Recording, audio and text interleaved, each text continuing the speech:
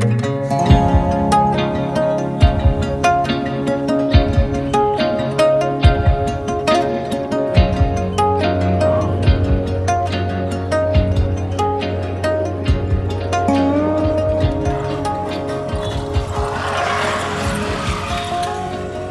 Right high 12 నేను willing traveller. So final all India road ట్రిప్లో వచ్చేసి మనము 4 స్టేట్స్ కంప్లీట్ చేసుకొని 5th స్టేట్లో ఉన్నాం అనమాట. 5th స్టేట్ వచ్చేసి గోవా. సో ఇందాకే కంప్లీట్గా వ్యాన్ ఒక దగ్గర పార్క్ చేసి కంప్లీట్గా పంజిమ్ మొత్తం బస్సులో వెళ్ళేసి చుట్టేసి తిరిగేసి వచ్చాయన్నమాట మార్కెట్ మొత్తం. ఇప్పుడు ఇక్కడ నుంచి మనకు ఒక పార్సల్ వచ్చింది. సో పార్సల్కి రిసీవ్ చేసుకోవడానికి వెళ్తున్నాను. సో హైదరాబాద్ నుంచి తమ్ముడు పార్సల్ పంపించాడు అనమాట. సో పార్సల్ని వెళ్ళి రిసీవ్ చేసుకుందాము.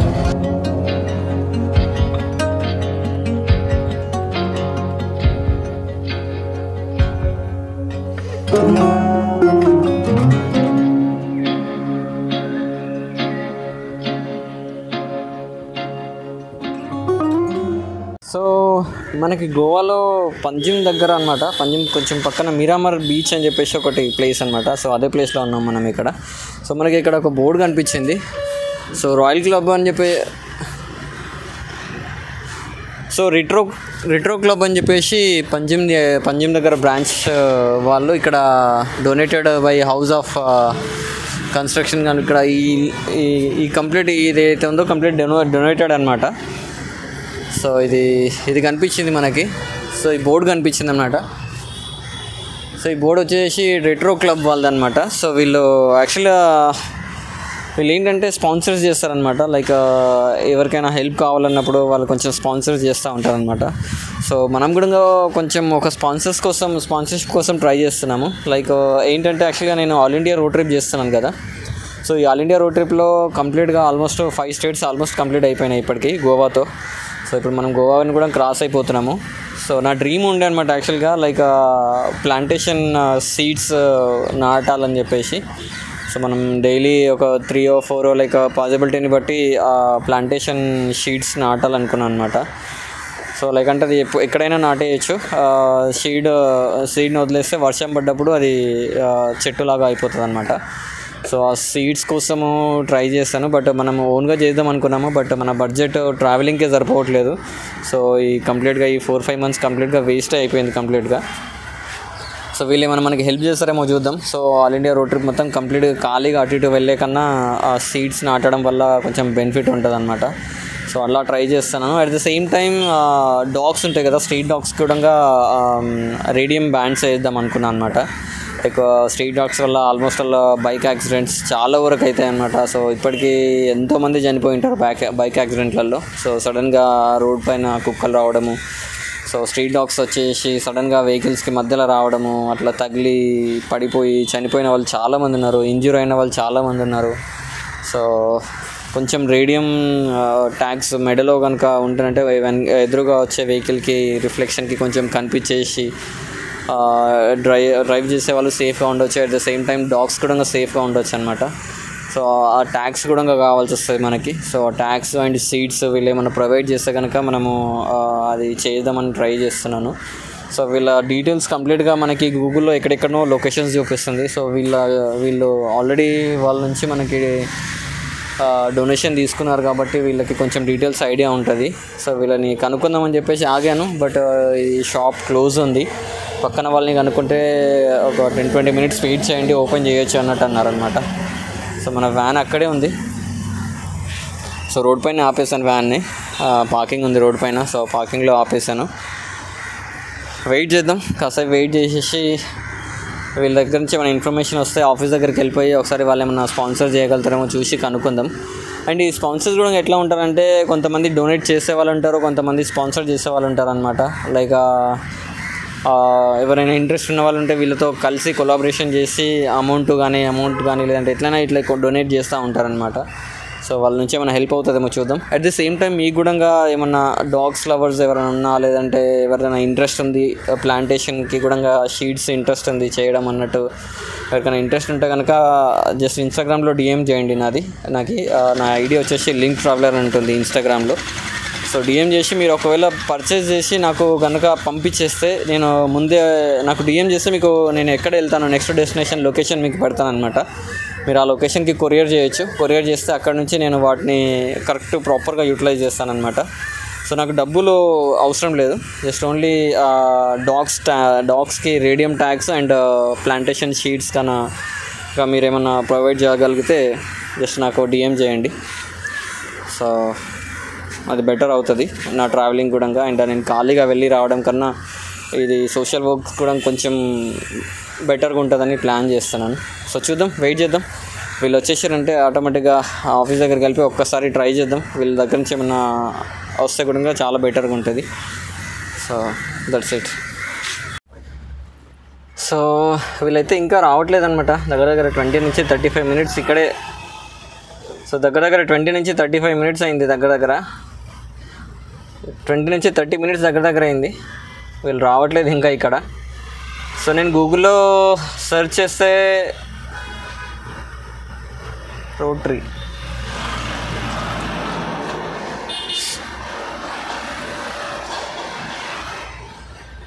సో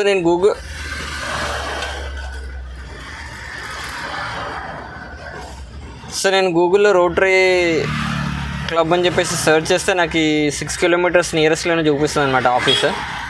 సో అక్కడికి వెళ్దాం అనుకుంటున్నా. అక్కడికి వెళ్ళి మన ఛాన్స్ ఉందేమో చూద్దాం. ఇక్కడ ఎంతసేపు వెయిట్ చేసినా వేస్ట్ అనిపిస్తుంది, వాళ్ళు వచ్చేటట్టుగా లేరు. బట్ కాంటాక్ట్స్ కూడా ఏం లేవు, కాంటాక్ట్ నెంబర్ కూడా లేదు. కనుక్కుందామని చూస్తున్నాను బట్ లేదనమాట. సో గూగుల్లో సెర్చ్ చేస్తే నియరెస్ట్ ఉన్నట్టుంది, వెళ్దాం ఒకసారి. సో వెళ్ళేసి ట్రై చేద్దాం.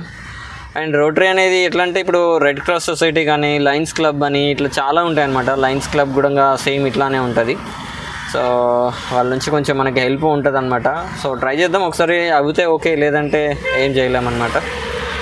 సో ట్రై చేయడం మన బాధ్యత, ట్రై చేయకుండా వదిలేస్తే మాత్రం బాగుండదు. సో అందుకోసమే బయలుదేరదాం అనుకుంటున్నా. ఇక్కడైతే హ్యూమిడిటీ అయితే మరీ దారుణంగా ఉంది, ఎండలకైతే చచ్చిపోతున్నా అసలు. ఈ గోవాలో అయితే దారుణంగా ఉంది. గోవాకి ఎంట్రీ అయినాక ఇక ముందర మన పరిస్థితి ఏంటో అర్థం అవ్వట్లేదు.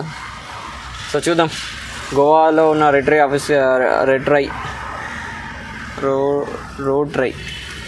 సో గోవాలో ఉన్న రోటరీ ఆఫీస్ దగ్గరికి అయితే వెళ్దాం. వెళ్ళి ఏమన్నా హెల్ప్ దొరుకుతుందేమో చూద్దాం. So let's go.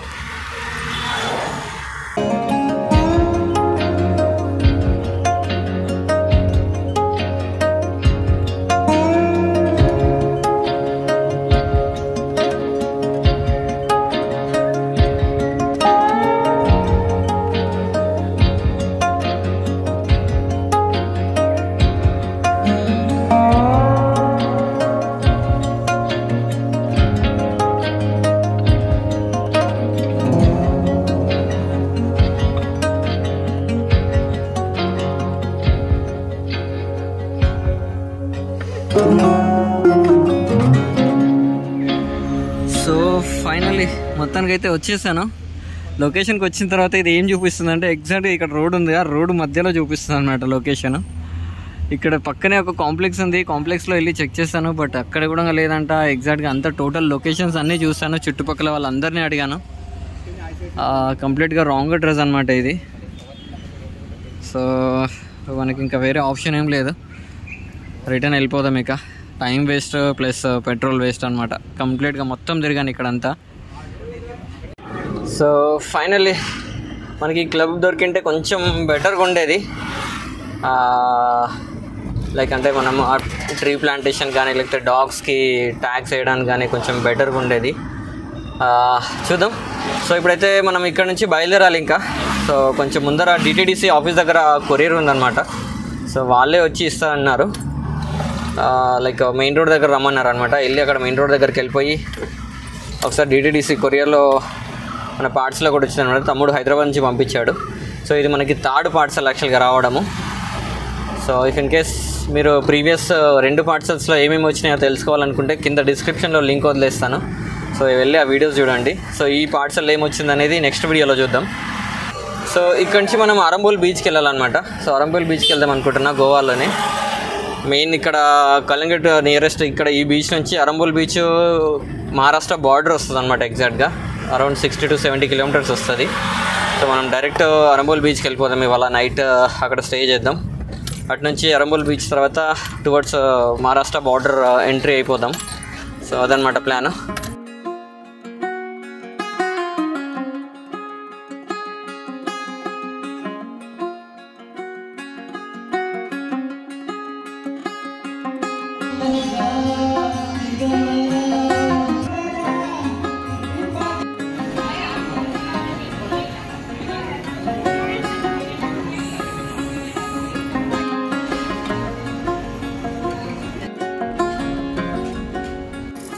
भैया भैया इधर इधर हाँ इस तरफ आना आना वही वही इधर कार दिख रहा है ना उधर ही हाँ फाइनली సో ఫైనల్లీ మొత్తానికి అయితే బ్లూ డాట్ కొరియర్ కూడా వచ్చేసేసింది. వెళ్ళి తీసేసుకుందాం, కొరియర్ తీసేసుకొని దీని నుంచి మళ్ళీ నెక్స్ట్ అరంబుల్కి బయలుదేరిపోవాలన్నమాట. ఇక సో పార్సల్ వచ్చేసింది. పార్సల్ ఏమో చేద్దాం. यूट्यूब के लिए वीडियो बना रहा हूँ. बड़ा है क्या? वो एक ही पार्सल. आप चेक करें. हाँ वही नाम तो वही है. पार्सल तो एक ही है और दूसरा कुछ आएगा बोल के. ठीक है भाई. कुछ OTP कुछ देना है क्या? OTP कुछ देना. ఫైనల్లీ మొత్తానికి అయితే అరంబోల్ బీచ్కి అయితే రీచ్ అయిపోయాను అనమాట. పార్కింగ్ దగ్గరికి వెళ్తే 100 రూపీస్ 4 అవర్స్ కంట. అమ్మ బాబోయ్, మనం నైట్ అంతా రేపు ఎల్లుండి మేబీ చెప్పలేము ఎన్ని రోజులు ఉంటాము ఇక్కడ. అన్ని రోజులు మనము కంటిన్యూగా ఆడ పేమెంట్ చేయాలంటే మాత్రం వాసిపోతుంది అనమాట. ఇక్కడ ఎవ్రీథింగ్ ఎక్స్పెన్సివ్ అబ్బా. అసలు నిన్న ఫిల్టర్ వాటర్.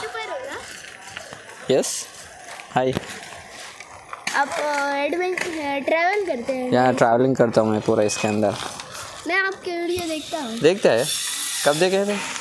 मैं बहुत दिन देखता हूँ. ऐसा? Oh thank you. मैं पूरा इसके अंदर ही पूरा फिरता हूँ अंदर. मैं अच्छे लगते हैं. ऐसा? Thank you. और इसको कन्वर्ट भी अच्छी की. हाँ मैं पूरा अंदर के आता कन्वर्ट पूरा.